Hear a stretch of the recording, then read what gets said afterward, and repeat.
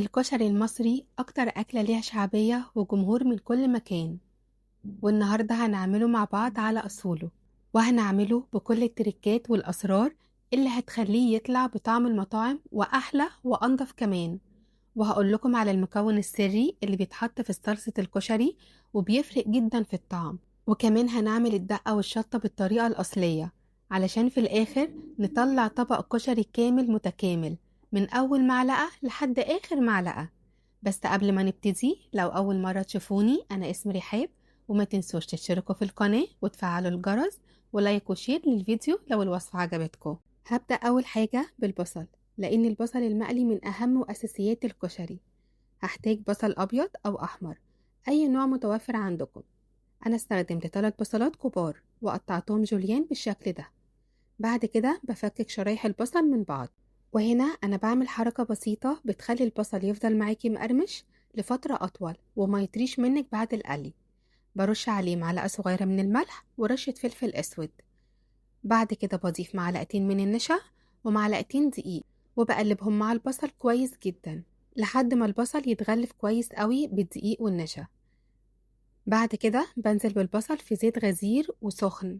مهم جدا ان الزيت يكون سخن، ولازم الزيت يكون نضيف لاننا هنحتفظ بيه ونستخدمه في باقي الوصفة.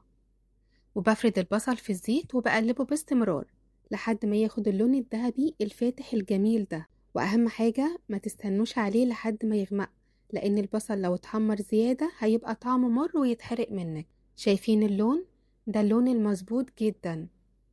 بطلعه على مناديل مطبخ أو مصفى علشان أتخلص من أي زيوت زيادة. والزيت اللي قليت فيه البصل مش هنرميه، هشيله على جنب وهستخدمه في باقي الوصفة، لأن نكهة البصل هي دي اللي بتدي الطعم المميز للكشري. شايفين اللون الأصفر الذهبي؟ شايفين قد إيه مقرمش؟ كل حتة في البصل مقرمشة ومفيهاش أي واحدة طرية. بعد كده هبدأ في العدس. هحتاج كوباية من العدس، بغسله كويس جدا وبضيف عليه مية وبرفعه على النار لحد ما يستوي تماما. ولما العدس يستوي بصفيه وبحتفظ بالمية السلق بتاعته لأني هستخدمها بعد كده. وبالنسبة للحمص بكون نقعاه في مية من 4 ل6 ساعات، وبعد كده بشوفه كويس وبحط عليه مية نضيفة وبرفعه على النار لحد ما يستوي. نيجي بقى نحضر الرز. في حلة بحط فيها شوية من زيت البصل، وبنزل بكوباية من الشعرية وبحمرها على النار لحد ما تاخد اللون الذهبي ده. ومهم جدا ما تغمقش اكتر من كده علشان ما تغيرش طعمها. بعد كده بنزل عليها بكوبايتين من الرز المصري، ويكون مغسول ومتصفي كويس. وبشوح الرز مع الشعرية لمدة دقيقتين تقريبا، ودي خطوة مهمة جدا علشان الرز يطلع معاكي مفلفل وما يعجنش منك ابدا. بعد كده بحط معلقة صغيرة من الكمون وبظبط الملح بتاع الرز، وبنزل عليه بمية سلق العدس اللي احتفظنا بيها، ودي بتدي للرز طعم حلو ومميز جدا.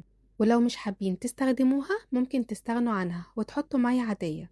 وبكمل بمية سخنة عادي، بس من غير ما نزود المية علشان الرز ما يعجنش. وبسيبه لحد ما يتشرب المية، وبهدي النار جدا وبسيبه يكمل تسوية على نار هادية لحد ما يستوي وهيطلع معاكي مفلفل ومش معجن أبدا.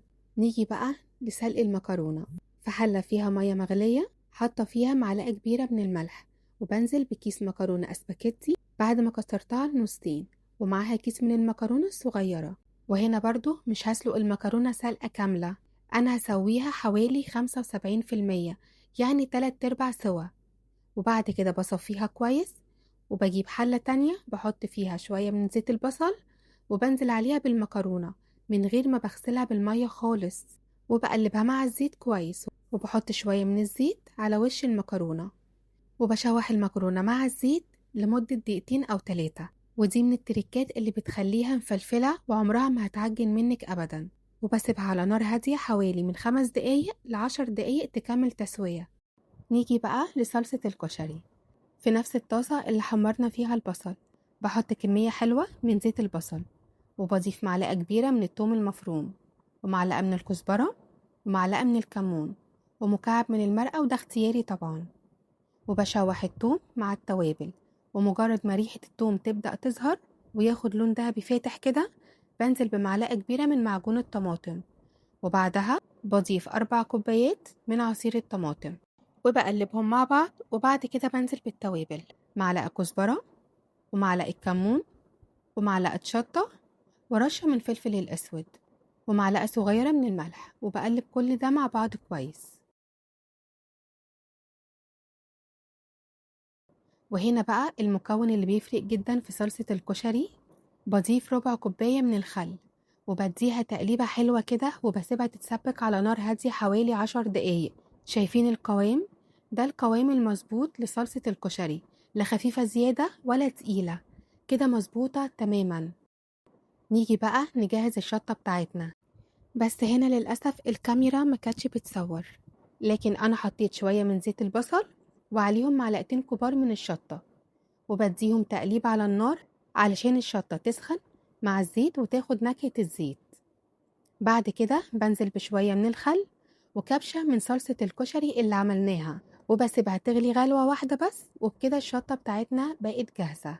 نيجي بقى للدقة: معايا قرن فلفل حامي، ونص معلقة من الثوم المفروم، ومعلقة كمون، ومعلقة كزبرة ناشفة، ورشة من الملح، ونص كوباية من الخل، ونص كوباية من المية، وكمان ضفت عصير 3 ليمونات كبار. وبدي كل المكونات دي تقليبة بسيطة، وممكن كمان ترفعوا المكونات دي كلها على النار وتسيبوها تاخد غلوة واحدة بس. أنا عن نفسي بعمل الطريقتين والاتنين نتيجتهم واحدة. وأخيرا الكشري بتاعنا بقى جاهز. وشايفين البصل اللي عملناه في الأول لسه مقرمش زي ما هو، مفيش ولا واحدة فيهم بقت طرية. تعالوا بقى نغرف أحلى طبق كشري مصري. هنحط الأول طبقة من الرز وبعدها المكرونة، وهنضيف صلصة الكشري على الوش، وبعدها العدس، وفوقهم طبعا البصل، ونزين بقى بالحمص. ولو مش حابين تعملوا الحمص في البيت، ممكن تستخدموا الحمص المعلب الجاهز. هتصفوه كويس بس من المية، وهتضيفوا عليه معلقة من زيت البصل، وهيبقى جاهز معاكم في ثواني. شايفين جمال الطبق؟ مش ناقصه أي حاجة غير إنه يتاكل. ودي الدقة.